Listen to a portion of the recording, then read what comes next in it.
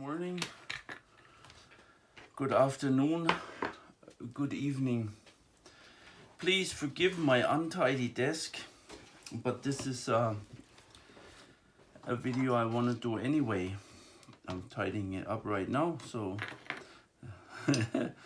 anyway, I have a few watches here, but this is a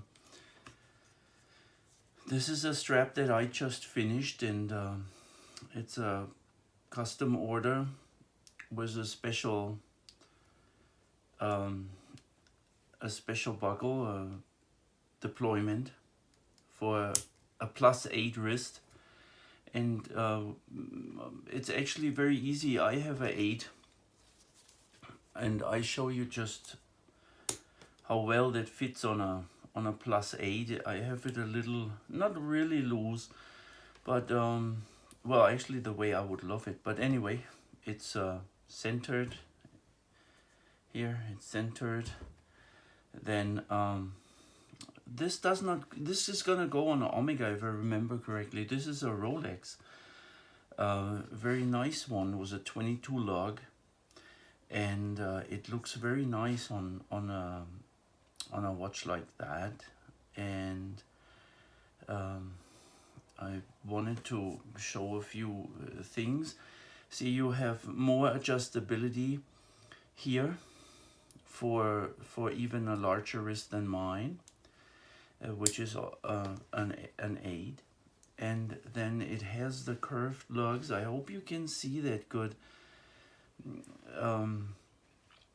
It has curved lug bars, and I provide a couple of them. They're not the bestest lug bars in the world. They are actually,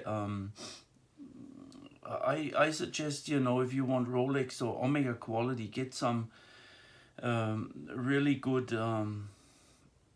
good curved lug bars for your size. It's the 22. Then also this gap, let's show it with something blunt here. This is this gap will shrink a little bit when you put thicker lug bars in, as you can easily imagine. So it's made that it can easily accommodate a really nice you could almost say diving certified lug bar. Diving lug bars are stout. I mean, this is not curved here. This is a, but it's a 1.8, and they're okay. But maybe I have one. I don't have one here right now. But lug bars on a diving watch, they can pull a bus, as I say. But anyway, here is your strap, and it's just gorgeous. I love these straps, and that needs to be that way. Otherwise, I would not even would expect anybody else to love them. But nevertheless, this is ready. It's very nice. I like to point out that our black stitching looks a little bit grayish on the eBay pictures, but it's looks probably less grayish here. You never know with the lighting. My lighting here is not the very best. It's a mixture of natural and fluorescent. It's but I wanted to make this video show the strap, show the fit, and I'll show again, you know, how well this works on a large wrist. It's just terrific. It has no markings. We have that also with on Omega marking, but he didn't want an Omega. Oh, now I remember. It goes, I think, on a on a tag. A watch. Anyway, he requested was out the logo, and that's no problem. There's extra adjustability. When I make the straps, then when you have them on, I should show this one more time. See, there's virtually no metal touching your wrist. It's just leather. It's not a problem. Some people like a little bit more give, and the strap is actually designed. That the tail can be shortened by even the end user, the customer, so to speak, the wearer. It has about maybe over half an inch here before the stitching, and that can be trimmed if somebody would want to trim that was a X-Acto knife, but it doesn't. It's perfect. And but if you need to wear it in the last hole, let's say, then this would sometimes, but it obviously it would extend to here, and some people may want to trim it, but for the large wrist you should be so perfectly fine. It's made for that.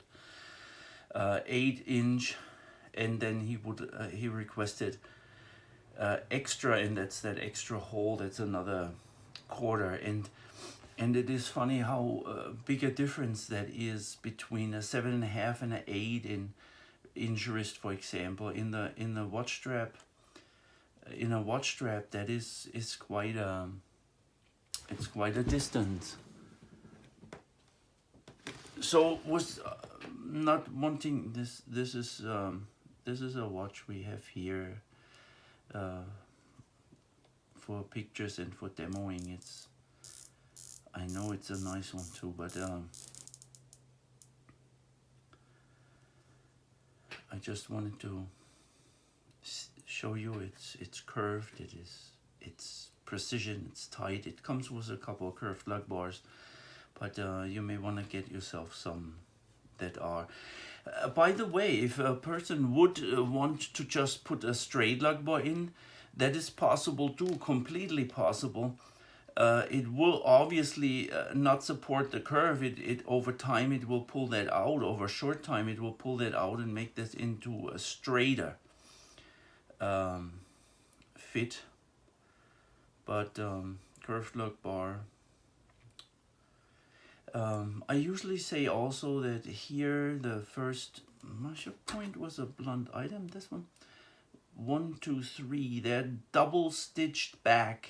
Saddle stitch back. This is a double stitch here in these first 3. That's that's where you need that extra toughness. It's across here.